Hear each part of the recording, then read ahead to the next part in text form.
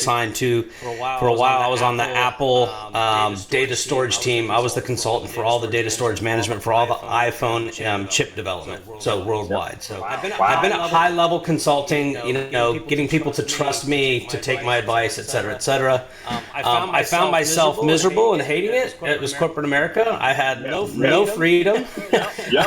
I saw the bills that they paid, contracts and $9 contracts, and I'm making between 150 and 160. Going crazy. Why are you billing me out for 400 and I'm making, and that's across one account, double that up, and I'm bringing $1 million for the company. So, making 1% of that. right. So I've been married 22 years. I have 2 teenage children. My oldest daughter was undiagnosed autistic till the age of 9. So I had 9 years of what the hell are we doing wrong?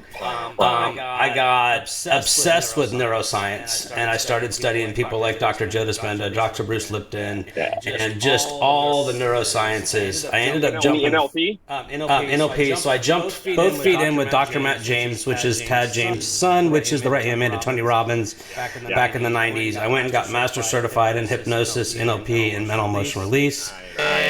And I just learned about neuroplasticity and how to rewire our thoughts. So right now I'm in the trenches. I also have a CPC, Certified Professional Coach. So I went back in, and everyone's like, hey, you're good at this. So I just jumped in. I was laid off from NetApp 5 years ago. I was like, and my wife's like, hey, I think this is your calling, your purpose, your passion. And I started a company called Tap Mental. If we could tap into our mental programming, switch that one thing to make everything easier. It's so true. It's so true. And now I work with business owners up top, and I've got 22 years of systems integrations and consulting and systems and efficiencies and onboarding and leadership and training. That stuff's there, but what every client wants is that in between the ears. What's that little tweak? That limiting belief, that BS story. I call people dung beetle. I'm like, you're being a dung beetle today. You're bringing your shit to the pond. You're rolling it around. You don't want to let it go. That's a quick story about me and what I do. All right, man. I love it. It's definitely in alignment. I'm glad you looked at kind of what we do. The site is being revamped, but we have to get something up because we can't be perfect going to market, right? Right. I held back for a long time. I was just telling Steven, my chief compliance officer, this morning, I was like, honestly, you're the first person to give me feedback on my pitch deck. And I was like, I didn't want to go to an investor with my pitch deck because I didn't know. No one gave me feedback. I sent it to people, but they're not corporate minded, so they didn't know what they were looking at. So my circle was very limited, and I didn't know a lot about entrepreneurial space, but I knew I wasn't in the right space at corporate. I was toxic. I was sick all the time. I literally had physical pain from being in these environments, and I would move job to job, and I'm like, I am skilled, I am talented. What the hell is happening? Like what's going on with me? And then I decided, let me go get some more education. Maybe that's what it is. Got 3 master's degrees: data science, information management, and enterprise technology leadership. So developing and cultivating all of those skills necessary to manage the technology firm, which we have become. We were originally shared services, so the share economy is wild. It's the wild west. It is wild west. Regulation. Amazon is killing people out there. And yes. I mean, and they aren't even. They're ruthless. Great. They're not. They're terrible. I mean, it's the giants that are the worst. They are the worst. I could harp on them all day, but I was come from the marketing sector where I consulted, and just toxic, and so many people are unhappy, and then they spread that vitriol throughout the culture, and then all you get is backstab. I mean, literally, I was in the like Omnicom for like 2 months. I was like, I gotta get the hell out of here, or I'm gonna literally, these people may kill me just because they're threatened by my presence. It's so crazy how their cultures are. Long story short, we've cultivated a model called Shareable Solutions. It is to improve where it's most needed, success for startups, small businesses. Granted, there are accelerator programs. Great. They charge you money. Granted, and so they help you with your pitch deck. They help you with the same things accelerators do. It's just another company that you've gotten involved in profiting from you being there. And so they're not offering you real services. They may offer you a perk too, but there's no real infrastructure so you can focus on your business and your business is running at the same time, right? Proving proof of concept while you're building. That should be the play, not building out this proof of concept, then trying to go to market and fail because you don't have any cash. They took it off, right? That's the play. And so that's why a lot of that, let's be honest, that's why a lot of them fail. And then you got, these fake loan providers out here perpetrating as funding opportunities for startups. They're just predatory. Since the Great Resignation, they have been great predators that are out hunting startups and eating them alive. One ate mine alive. And so they're one step away from Jimmy with the shotgun coming out of the back of the trunk. Right. And they're brutal. They are. Friendly. Before you know that they take half your company, and then they're bundling it into an investment portfolio firm. Everything you dreamed of a big company has now been chopped up, spit out, and sold for pennies. Yep. So I knew some of the risks were out there. I just didn't know what. So I had an LLC first. Okay. And so I let the LLC get eaten alive and die. So the inks just stayed as they are, but they are under umbrella of an LLC. And so always trying to protect assets, right? And so our IP, intellectual property, sits under an LLC. However, our services are through our Inc. corporation. So we have a number of verticals of shared models. That's smart. It's very smart. To provide shared solutions because one, it is impacting our climate. Big corporations are devastating our environment. We've got to stop it. There's too much predatory practices out there that aren't really helping startups get off the ground. We got to stop it. How we get involved and bring our model to the world, and that is providing IT services, providing proxy leadership, providing coaching, providing mental health and awareness of yourself. I got so wound up into my work, I stopped taking care of myself. I sat and worked all day, every day, and I didn't even breathe. I barely breathed, and I couldn't drink water because I was just working. I'm on the phone, talking. It was just nonstop, and I was getting nowhere. I was just like moving real fast. It was like a treadmill, and I'm like, I'm still in the same spot. This is unbelievable. There's got to be a better way. But when I stopped chasing, the mind became clearer. I started meditating more. I started focusing on my family more. And then I was like, oh my gosh, I have an idea. Boom. Then ideation just didn't stop. I felt healthier. I started walking my dogs finally and just getting outside. I was like, oh my goodness, I got another idea. Oh my gosh, another idea. Like, I got to just start doing it. Can I ask you a question real quick? Yeah. Have you ever played sports growing up? I was a dancer. You're a dancer. In theater. Okay. That's okay. But you had physical activity and you had to have some fitness to be able to dance. I need to move. So can I share with you what my coach just did for me? Yeah. I'll tell you a little bit of a story about my health, and I'll be really, really quick. I've always been that athletic kid. I don't know if you can see the poster behind me. That was me doing a half Ironman. So I've done Ironmans and mountain bike races, and I've done rock climbing. I did swim team. I've done all that stuff, right? 2 years ago, I do what? Did you do Tough Mudder? I haven't done Tough Mudder or any of that stuff, but anyways, 2 years ago I tore my Achilles tendon, and I was fit and I was working out, and I went through all the rehab, still lifting weights, still doing all my stuff, and then right when I got the clear, I stopped everything. And what my coach kind of brought to my attention, he goes, you have been trained that all of your physical activity is towards a sport. Because we as entrepreneurs need to know what is the bare minimum physical fitness required to be an entrepreneur. Yeah. He said, can you do 30 push-ups, 30 air squats, and 60 calf raises a day? Military style. Just do that. Because that's the basic foundation. We as entrepreneurs, like you said, we need to be able to be in the trenches to get through all that stuff. So I just been doing a 30-day challenge. Just about 6 minutes. I can do the calf raises in the shower. That's gold. We would love to have you on like a podcast or so it's just and what you're talking about is when we get chaotic, we get unaligned energetically. I believe everything is energy, but we get incoherent, we're unaligned, we get sick, we attract illness. And here's the other thing that I teach all my clients. When we're in a fight or flight state, our critical thinking reduces 80 to 90%. So when you're in the shit, you can't see your way out. Yeah, Like literally. All I see is a wall, and I poop.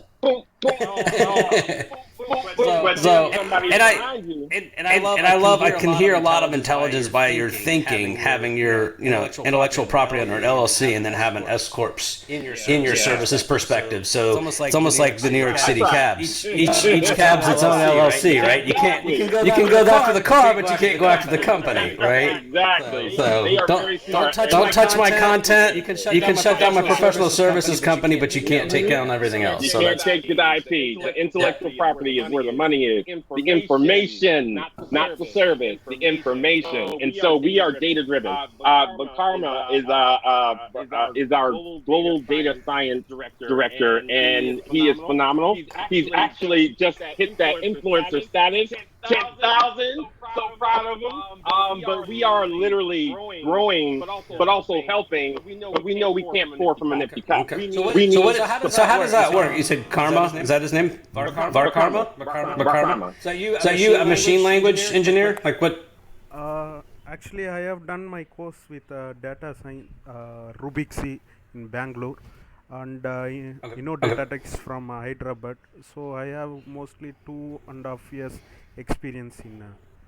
So you're kind of like the product manager. Do you guys do scrum sprints and stuff? We're doing an agile approach for this. Agile approach. Okay. Yeah. I'm agile certified too. So. Love it. I love it.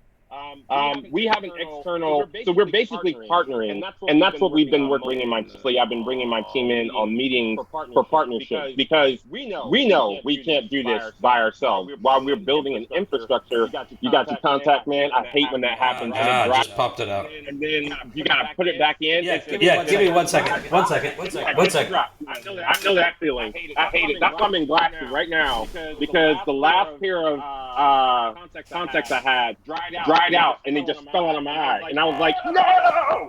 I don't have insurance. What am I going to do? I can't go get contact. Oh, terrible. Now I'm wearing glasses all the time. And I hate it. I hate glasses on my face. It makes it sweaty, and then you got to clean them all the time. It's really annoying. So I can't wait until we're in the States. I could go get some eye contact. It didn't work. It's done. It's all good. Yeah. Sometimes when it gets to that state and it just drops out, you can't get them to that moisture level. We got glasses. We're good. We're good. So yeah, that's us in a nutshell. So we have basically a subscription model where we have tiers. So pre-seed program, which is about 6 months of the subscription. Then there's the post-revenue subscription model, and then there's the pro.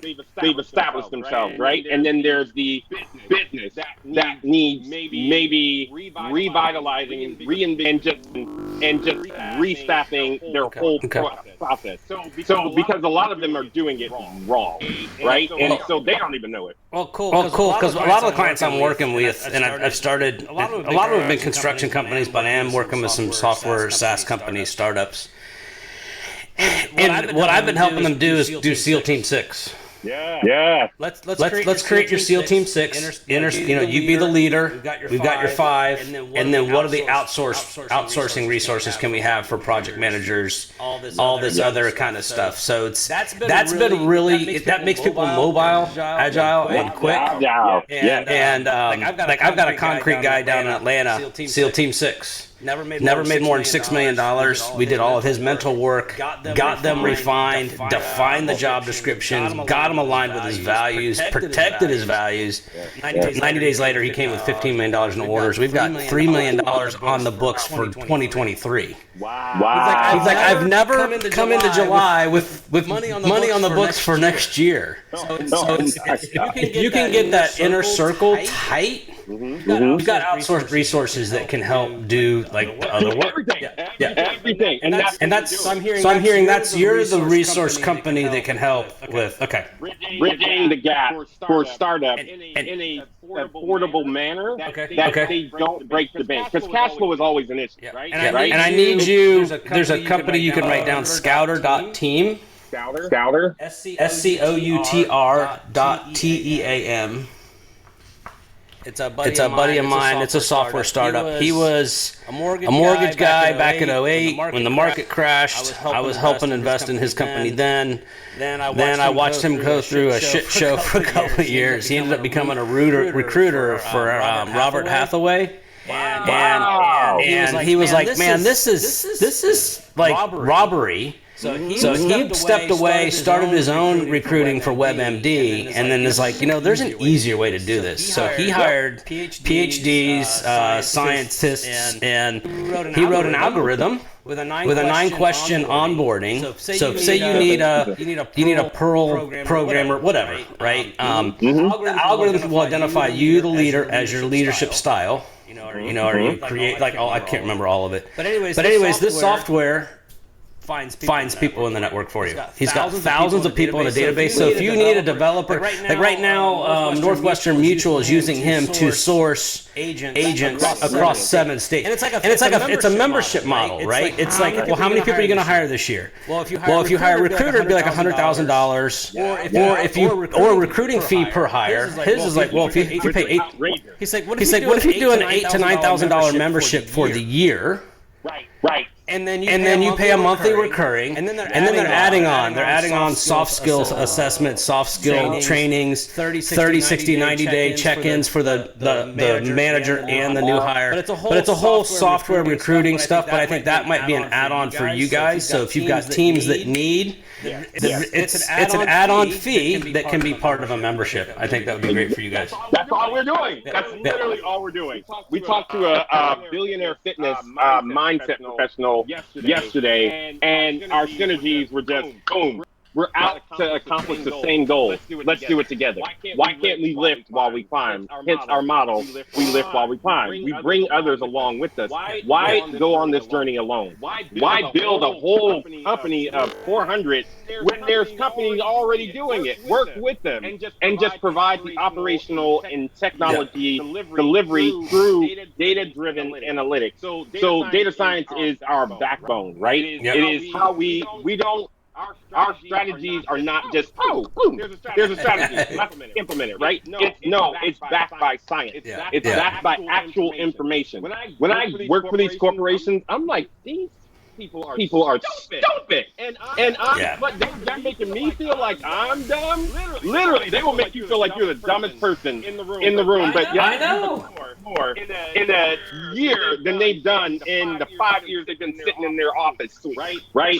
Traveling and doing other things. And they get all the equity, they get all the pay, but everyone doing the work below gets nothing. And that to me is basically slavery. So we were just talking about other day the word employee. It defines, like, it's almost degrading to call me an employee. I'm not a contributor. I heard this too because I failed English every year in high school, so I struggle with it, and I think it was for a reason, because it's ironic that I married an honors student with a foundation in Latin, and then I went and got a master's in neurolinguistics programming, which was all language patterns. I love it. I did too. So what I talk about is people. I'm like, sticks and stones may break my bones, but names will never hurt me. I call bullshit because every word triggers an emotional response, which engages in action, which provides an outcome. Whoa. And when we recognize the words we're speaking, but I was at a conference once, and the leader up top said, "Does anybody talk about their team members as their staff?" What is the root word of staff? What do you think of when you hear staff? Infection. Staph infection. Yeah. It's a nasty. Yeah. So don't ever talk about your team as employees or staff members. They're team members. Steven, is this not crazy? We were just talking about this yesterday. We were talking about this yesterday. Yeah. Like we came up with a couple different words that sound better, like contributors and colleagues. So we thought that sounds a lot more respectful than employees. Right. Yeah. Well, I do a lot of my youngest daughter's on fast pitch softball, so we're actually leaving tomorrow for Tennessee and then to Colorado. So she's trying to get that D1 recruit. I love Colorado. But I look at everything as a team. You know, my daughter will come off the field. She's the catcher, and like last week, she had a big knockdown drag out with the pitcher. The pitcher went to the coach. She's lining up wrong, and blah blah blah blah, and then she goes right to defensive mode. So I break everything down into energy. Level 1 is catabolic flight or fight, and it's victim. I can't because of my current circumstances. Right. Level 2 is the reason I got into this. Is level 2 is where 95% of all corporate America leads. Black, white, right, wrong, my way or the highway. Do it because I said so. But they don't even know why they're doing it. Exactly. Level 3 is where you transition and it's own your shit. Yes. And I love this statement. Have you ever noticed every time there's a problem, you're there? If you're there and there's a problem, you're either the creator, the contributor, or co-contributor. Period. Yeah. What can you own to move on? So the coach is talking to my daughter. It's like, well, you just need to. She's like, well, she's doing it wrong. No. She's the pitcher. You're there to make her look good. Between the two of you, you have to strike these girls out. So if she's confused, own that shit and fix it. Like, don't be pointing fingers. Exactly. 2 games later. Yeah. But to have that difficult conversation today, actually, because we have a team member who is not pulling their weight, and I'm like, look, you were brought into this. You got to be bold. You got to be a self-starter. We talked about this when I am untraditional in interviewing. I think my team can attest. I'm not the expert. You are. You're my leaders, and so therefore I rely on your expertise to bring the vision alive. I can't do this. I need your expertise. So no, I am a servant leader. I'm a compassionate leader, and I develop leaders because that's what we're here to do. And all of us that's our job, and we should be exchanging knowledge. And I tell people about matriarchal societies. The reason that there have been the most successful in all animal history is because they pass down knowledge. If you're not passing it along because you're being greedy, your society or your operation, whatever you got going on, won't thrive. And I think that is the difference between patriarchal societies and matriarchal. And I feel like matriarch got it right. And so I don't do the gender thing, but it's just an example I like to use because it's a way in which we should live our lives. Is be willing to give because giving is receiving, and you find that most problems are then resolved once you give. So I said, I'm not defining who you are and what you can do. That's up to you. I know what I need done. I can tell you that. What I heard you say there, and I did this with my concrete guys, once we pulled his values and he started protecting them, I said, you need to go back and start re-interviewing all your team members. Not for them to keep their jobs, but what do you like here? What do you love doing and what do you hate doing? Stay interviews. And what I shared with him, I said, here's a great example. So I was down in the kitchen a couple weeks ago, cleaning out the coffee maker, and my wife's in the kitchen, and I was like, hey babe, can you put the water in the coffee pot? And it was just maybe the way I said it or the tone, and she's like, what, am I the coffee bitch now? And I was like, no. I said, here's the deal. I said, every time I try to put coffee in the coffee pot, I spill that shit all over the place. Yeah. I said, and it looks like I've seen you do it a couple times, and you're pretty good at it. It's a pain in the ass that I get. But I noticed you struggle putting the coffee grinds in because you don't put the filter in right, and then it doesn't click in, then the water overflows, and then you're chewing on your coffee. I said, you put the water in, and I'll clean up the grinds, and it'll be a 2-man team. Good? And she's like, oh, that makes so much sense. So now I get a text message, hey, the water's in the pot, it's cleaned out. Can you come put the grinds in? So we've established. Yeah, I hated one thing, she didn't mind it. So I shared that with a lot of my team members. Like, oh, and a lot of owners think, well, if I hate doing it, then everybody hates doing it. I'm like, no, the shit you hate, someone loves to do. Find out on your team who does, so you don't have to do it. Right?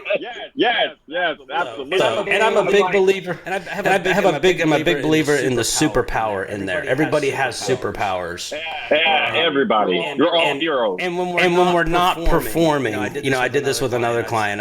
The owner came to me. I'm on a retainer for a company, and his lead project manager, her performance was slipping, and he's like, I'm like, okay, I'll make up my name, Dan. What's her superpower? And it's like, well, she can close loops. She's really good at closing loops. And I was like, well, what's happening? She's not closing loops. I'm like, well, get to the root of that. If that's her superpower and it's not being fulfilled, how much bullshit is in her way that she can't finish her superpower? Evaluating. So we started looking at both of them. So the average project manager should be managing $1.5 to $1.8 million in work. When he pulled the report, she was on the cusp of $3 million in work that she was project managing. Oh, that's too much. So right when that happened, he's like, "Oh shit, this is my fault." I'm like, "Yeah, you're coming out the door." So awesome. What are you looking at from me? Like, where do you see me fitting in, helping out? What do you need? I mean, I just want to be able to call you and say, "Hey, I got an executive right now who needs your services. Can we count on you to come in? Maybe even for like an interview. If we do a retainer at some point, right? And just have you come in for a certain number of times to speak with our teams or our entrepreneurs. They're developing leaders, right? They don't know. You just dropped so many knowledge bombs. I was like, boom, boom, boom. He gets it. He gets it. And it's serendipitous that every time we talk to someone, they get it. And so when that synergy happens, I just got to move forward with something. I don't care what it is. We can figure that out as we go around the road, but the relationship development will help us clear that out. And it's just following up and then talking again. And then next thing you know, we're finding that, oh, we can definitely work on this together. And then this is how we fit you in. Just like you were like the pricing model, right? If we know your pricing, then what we do is allocate that pricing in our packages. And then we say, hey, based on what you do at this rate, we know people at the basic starter package, they're not going to be ready, but they're the ones who need it the most. So we have a foundation that takes donations for startup and for environmental impact. So they can be on fellowship type of opportunity because the best deal that we can possibly offer is our pro package. I don't know if you saw it, but I saw it. Thousands of dollars in that package that they can afford. Thousands. But we're going to break it down to them over a 12-month period. But it's subject matter experts that are coming in and then like a proxy executive coming in and saying, no, this is how it's done. Because a lot of leaders forget you have to lead them and show them how to drink the water. So you don't always have to be there when they need water to drink, right? So that's the philosophy we work off of, and the entire team. But we want it to be data driven. We know what we need, and I've just been seeking out people who are really good, and they stand out to me. You stood out. When I got that note from either your sales team or somebody, I was like, this is brilliant. We need them. Let's put them on the calendar. We need them. I don't waste my time. My calendar is very perfect. I like it. Yeah. Well, one thing I have in my back pocket, I've got. I came out of IPEC coaching, but it's Energy Leadership Index Assessment. Yeah. What I do at Tap Mental is just a three-step process. You have to have conscious awareness, right? We have 60 to 70,000 thoughts a day. 95% are derived from our unconscious. They're on autopilot. You guys are okay. So our unconscious, you guys are computer guys, is the kernel of our operating system. The kernel of our operating system is developed from in the womb to age 7 and actually goes back 7 generations in our DNA. Any emotional programming could be 7 generations and then developed on what you see, hear, and feel from 0 to 7. That's the kernel. Would you trust the 7-year-old version of yourself making the decisions that you make? But yet we do. So I bring in two people, Nikola Tesla and Albert Einstein. Everything is energy, and the definition of insanity is doing the same thing over and over, expecting a different result. So step one is conscious awareness. I need you to know what you're doing is not serving you. It's like talking to a deaf person and screaming and yelling. It's not going to work. It's not going to work. So I need you to recognize your energetic internal conversations. And with neuroscience, that's all rewired because everyone comes in, oh, it's a test. No, it's an assessment of where you are right now because I want you to see how you're talking to yourself. I got an assessment, and it was bad. It was a learning experience. Correction. It was a learning experience, and I was like, whoa, this is so negative. Negative loops. Over and over. That's why I never shared my pitch deck. This is why I never went out and done what I naturally do. Build great relationships. But what I do is I can come in on these small teams and we do an assess. Everyone takes one and we do a team debrief together. So for example, my sign manufacturer, he's got a lot of high level 6, which is I build solutions bigger, not just for me, but for the world. and his controller's dominant level too, which she's got to fight for everything. And he comes to me all the time. He's like, Dave, why is it always a fight? I'm like, you know that. You saw our EOI results. It's always going to be a fight. But who better do you want at the front door protecting your money? The fighter. I said, you came to me 2 years ago with $20,000 in your account going, holy fuck, we never have less than 100,000. We're down to our last 20. I got a text message 2 months ago from the controller going, dude, we have $1.2 million in cash on hand with no outgoing. Like, what the hell happened? I'm like, we put the right people in the right positions. You don't have to love her and like her. You just have to trust her that she's going to protect your money. That's why she's there. That's why she's there. So. Oh man, it resonates so much. I hope I relate this to my team. I hope this resonates with you all. I'm going to interview you again, by the way. I didn't get to hear from Steven. Steven, who are you and what do you do? So I'm a law school graduate, and I've basically pursued a career in compliance for most of my working life, and now I'm the Chief Compliance Officer here at Shareable Solutions, and ever since I graduated law school, my job is pretty much to help companies stay out of trouble and make sure that they're following all their internal rules and standards, and making sure that employees are following ethics, and just basically helping to protect the company from disputes and other legal challenges. So cool. I've been on the legal and compliance side of things for the last about 7 years, and I'm hoping to grow and with this company and help it to succeed. So are you fractional? Are you like a consultant? Do you help a bunch of different companies or? No, I don't help a bunch of different companies. I'm Are you full-time there? Really focused. Yeah, I focused on one company at a time, and I'm really excited to help out this company. Awesome. Where'd you go to school? I went to University of Memphis School of Law in Tennessee. Nice. Yeah. And then,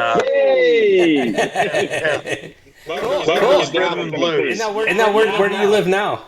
Right now I live in Miami, Florida. Oh, you suck. I'm just kidding. He's great.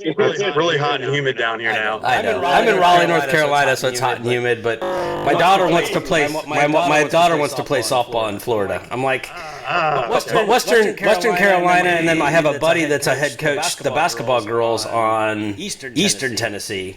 So it's like we've got connections, and then her boyfriend wants to go to Liberty. He's being recruited by the MLB. So it's like, I want to sell my house and get a tiny home. Yes, that's a great idea. But just make life simple. Yeah. Get rid of stuff. But declutter, right?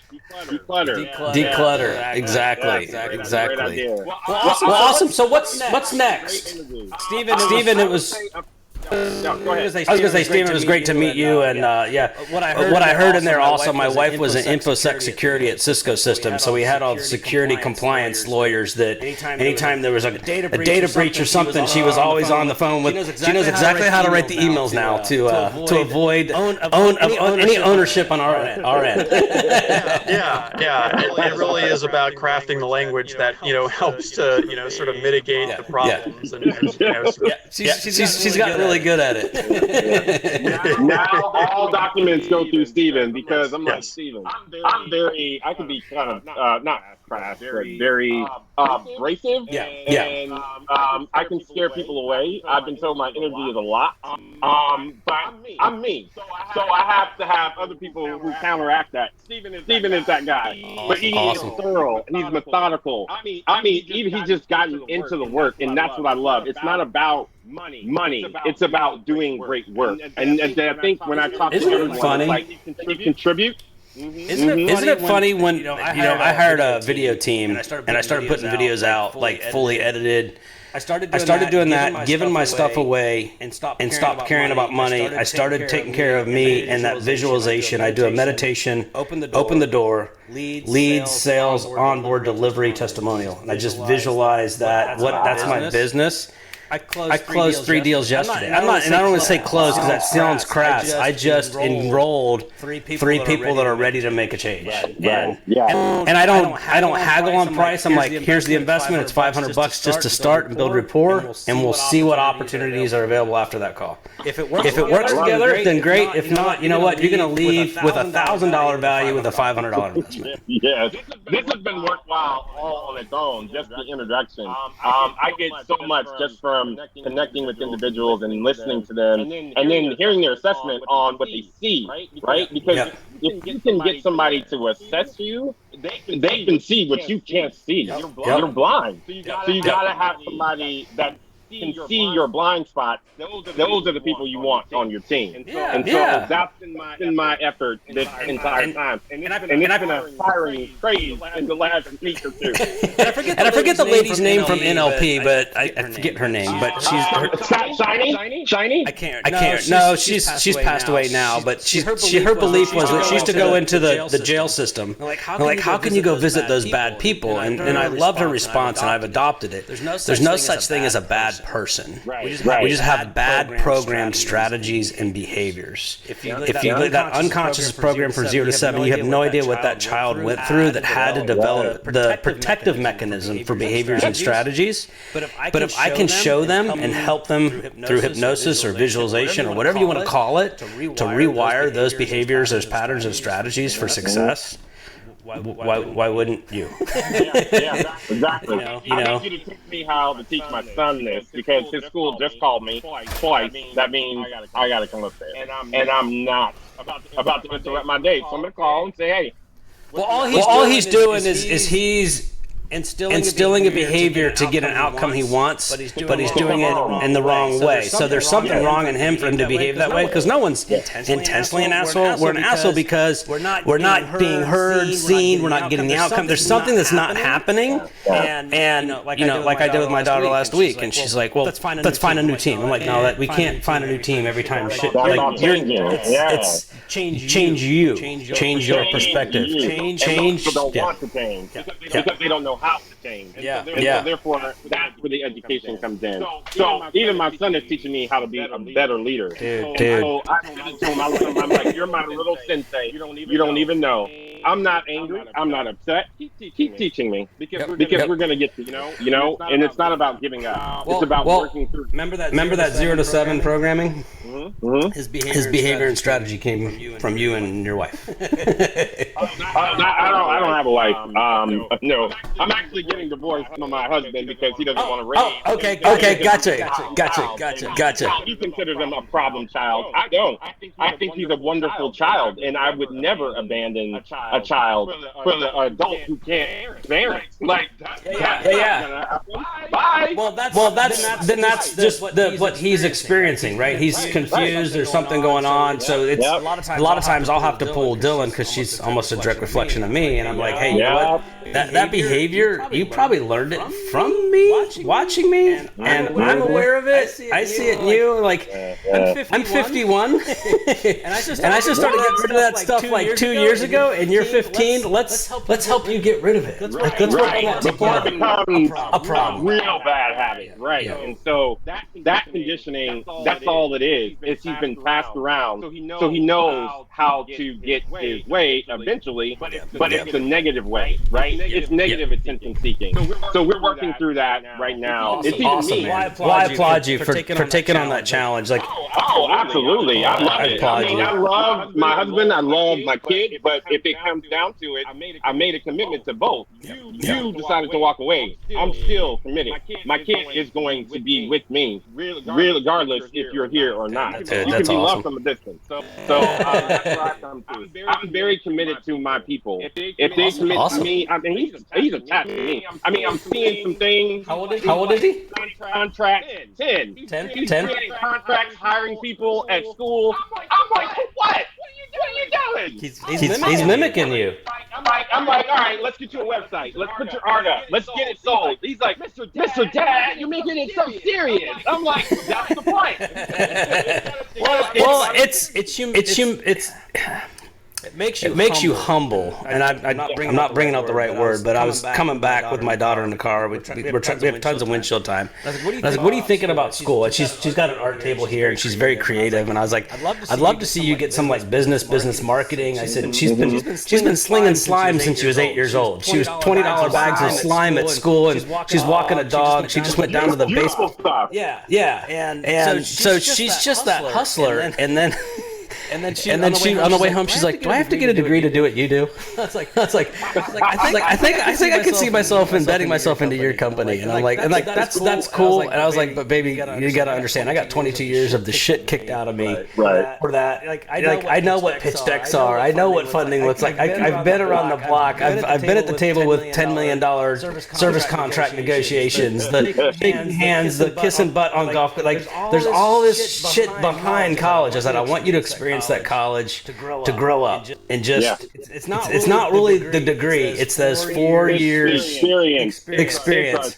You a lot. I said, and if I can get you on a softball team where you've kind of got a coach and an accountability team, and it's just I just want you to experience that, because it's just going to set you up. If you want to come back and join the team, that's what I'm trying to build here. I'm trying to build generational curse cutting the cord, financial prosperity. Like, let's create a new environment for the world. So let me know.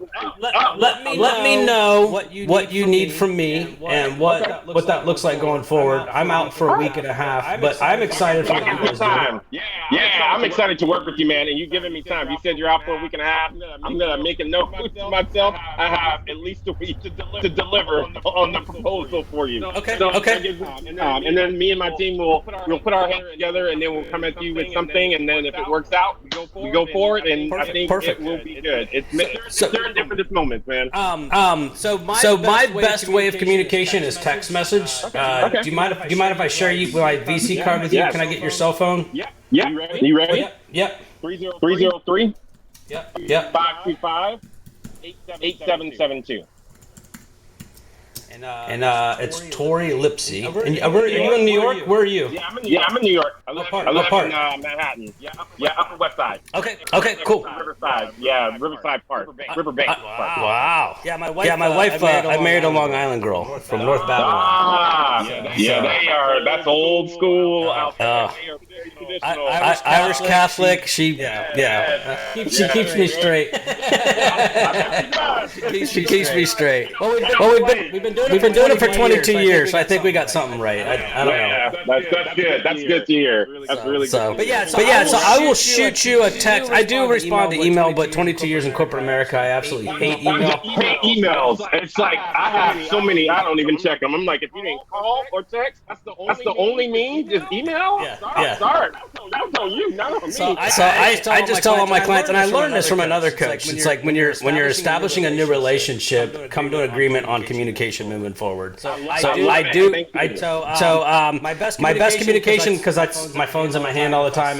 I'll put you in my phone. I'll send you my VC card. Emails are for formalization, for locking stuff in. But hey, I'm thinking of you. I try to do 2 to 3 a day of, hey man, you're just on my mind. I just send people positive. Shout out. Just a shout out.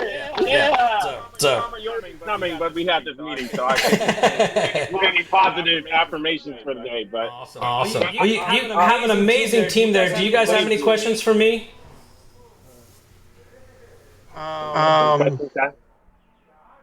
No, I just look forward to working with you, and if we think of any questions, I'll let you know. Okay, perfect. Yeah, it looks like you got a great team behind you. Great idea. Yeah, man. And I'd love to put my head with you guys. Podcast. And wait till you meet the other team. They're all phenomenal. We have other team members. We're gonna wrap it up. We're gonna have our 6. I thought 12, but I think 6 is gonna be good. And I saw another leader do the same thing. He keeps the leaders keep their teams around 7. Okay. And their jobs are to coach their leadership to keep taking it to the next level. Right. And you coach them up or coach them out. That's your job. Coach them up, coach them out. They coach me. That's the same. If you are not coaching me, I'm not getting anything from it. So it's not a mutually beneficial relationship. I love feedback. That's how I learn. That's right. Yeah, the learning is in the struggle. So I do. This is we're struggling. we can talk forever. Yeah, but I just want to say thanks. I'm glad I jumped on the call this morning, and I look forward to seeing what you guys are doing. Yes, me too. Thank you so much, David. All right, guys, take care. Take care. Mr. Day, I have one question.